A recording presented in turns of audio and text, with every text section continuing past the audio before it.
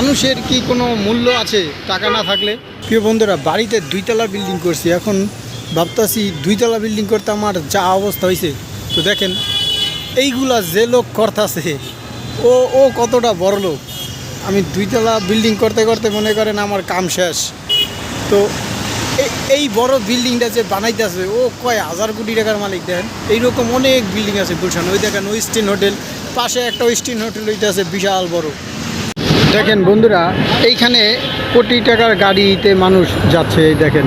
আর একজন এখানে শুয়ে আছে, মানে এত গরিব সে, বুঝতেই তো পারছেন।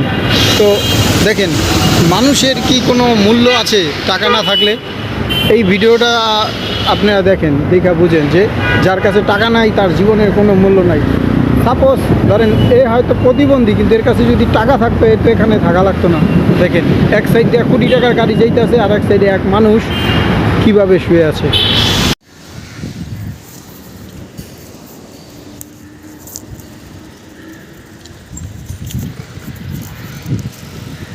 তো বন্ধুরা, এই হচ্ছে বড়লোকের পার্ক। তোমরা যারা সাইকেলিং করতে চাও এই শাহাবুদ্দিন পার্কে আসতে পারো গুলশান।